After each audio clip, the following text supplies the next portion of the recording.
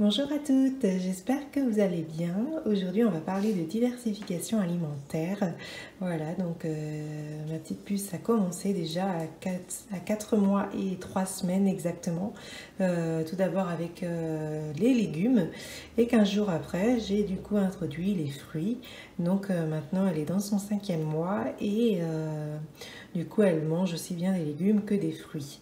Au départ, c'est toujours un petit peu compliqué de leur faire ouvrir la bouche, il faut bien prévoir le bavoir, mais maintenant c'est bon, elle arrive bien à prendre ce que je lui donne.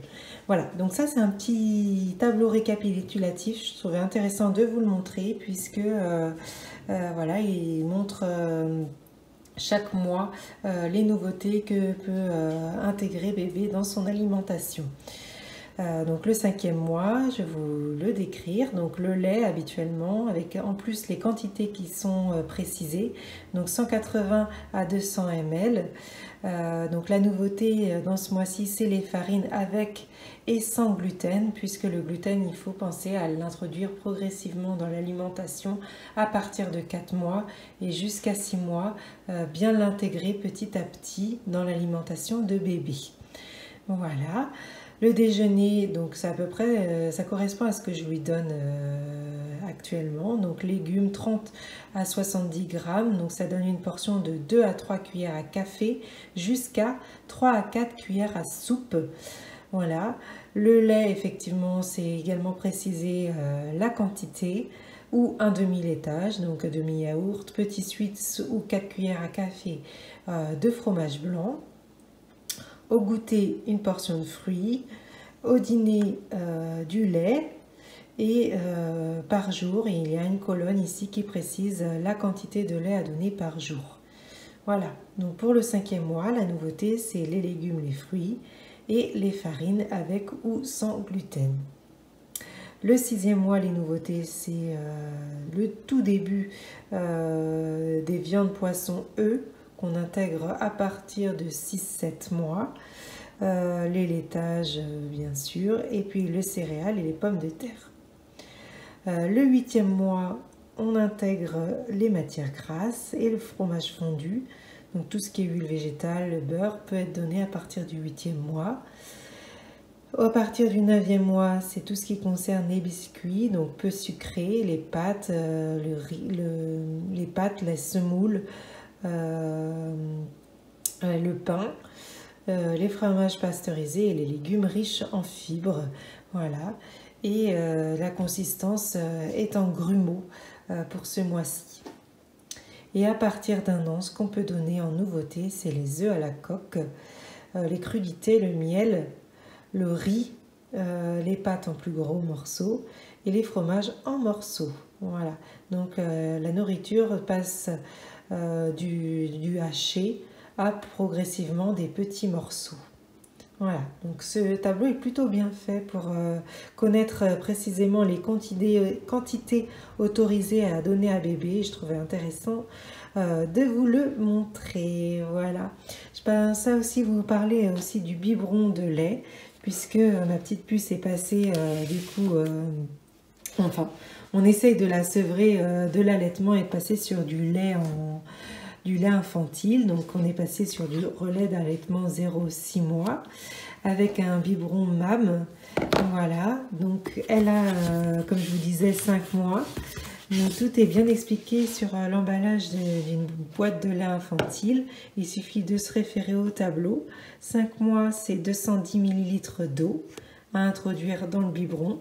Donc on commence par introduire toujours l'eau dans le biberon jusqu'à 210 ml et ajouter ensuite les 7 mesurettes de lait dans le biberon. Voilà, bien l'agiter et puis surtout pas comme ça parce que du coup on risque de boucher la tétine qui se trouve juste au-dessus, mais d'une autre manière. Si je peux vous le montrer, hop, je vais essayer de poser le téléphone, mais plutôt comme ça. Pour mélanger, homogénéiser la solution. C'est bien comme ça qu'il faut justement mélanger le biberon. sachez que l'eau peut être soit chauffée, soit à température ambiante. Donc moi, je chauffe tout le temps mon eau. Voilà, je trouve que c'est, enfin, dans mon idée, c'est peut-être un peu plus digeste pour bébé. Donc voilà, je pars tout le temps sur une eau chauffée, mais elle peut être donnée aussi à température ambiante, il n'y a pas de souci.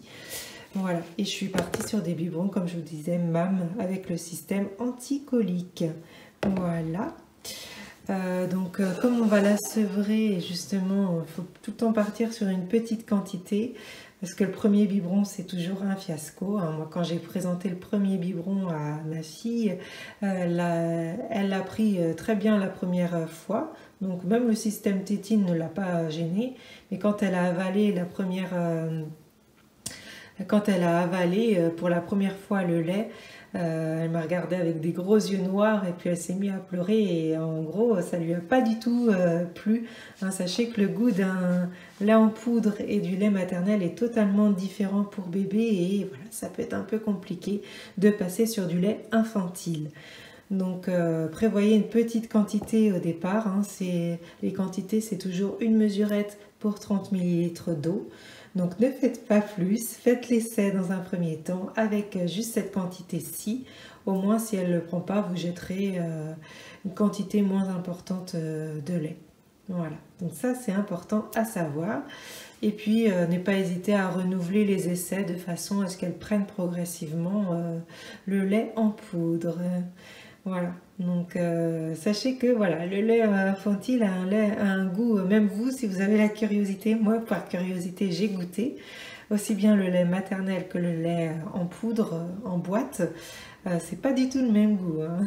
Donc le lait maternel a plus un goût sucré, agréable. On n'en boirait pas un bol de lait, mais c'est beaucoup plus agréable qu'un lait en poudre, en boîte, qui a plus le goût de poudre, de papier, voilà, donc ça peut perturber bébé. Très important à savoir. Pour ce qui est de l'eau, prenez tout le temps une eau faiblement minéralisée, donc faible en taux de nitrate, ça c'est important. Voilà, une eau pour bébé, donc soit celle-ci c'est vraiment fait pour les bébés, mais vous en avez des toutes simples. Par exemple, si je prends l'eau cristalline, vous avez bien le sigle ici qui indique que bébé peut prendre cette eau-ci, donc il n'y a pas de souci avec ces eaux où c'est bien notifié qu'elles peuvent être prises par les nouveau-nés, les nourrissons, les bébés. Voilà. Je trouvais aussi intéressant de vous montrer cette petite chose. Voilà, ça c'est pour préparer à l'avance vos mesurettes de lait une fois que bébé est rodé. Parce que quand bébé pleure et que vous n'avez pas le temps de préparer, au moins vous avez des casiers de lait avec vos nombres de mesurettes correspondantes au poids de votre bébé. Au moins tout est prêt et vous pouvez emmener ça voilà, dans votre sac à langer. Et puis quand vous partez à la journée, au moins vous avez vos casiers de lait de préparer pour introduire tout de suite dans le biberon et ne pas être perturbé par les pleurs de bébé et ne pas se perdre dans les mesurettes, le nombre de mesurettes. Donc ça, c'est vraiment très très intéressant à voir vers vous. Ah, je pensais aussi vous parler des farines. Donc comme je vous disais, il faut les introduire progressivement. Voilà, c'est écrit dès 6 mois quand bébé est bien habitué. Mais voilà, on peut introduire progressivement entre 4 et 6 mois le gluten. Donc moi, ce que je vais faire, je vais rajouter juste une cuillère à café dans un biberon de lait du jour pour que voilà, elle intègre progressivement le gluten. Et après, du coup, elle passera sur des bouillies, des petits desserts à la cuillère, comme indiqué sur l'emballage. Donc c'est le même principe que la boîte de lait. Vous avez ici votre quantité de lait habituelle et puis la quantité à rajouter en mesurette suivant l'âge du nourrisson. Voilà, donc par exemple 210 ml. Hop, on vient rajouter 5 cuillères du coup de farine pour l'âge de 6 mois. Voilà, donc c'est très simple à utiliser. Tout est expliqué au dos. Et voilà, ça donne un petit goût en plus, voilà, ça donne un petit goût vanillé en fait au dessert que vous allez lui préparer. Voilà, j'espère avoir été claire, vous avoir donné de bonnes indications sur le sevrage où il faut être un petit peu persévérant, ne pas s'arrêter au premier biberon, et aussi sur les quelques précisions que je vous ai données sur la diversification alimentaire. Voilà, je vous dis à bientôt dans une nouvelle vidéo et puis je vous fais plein de gros bisous, bye bye.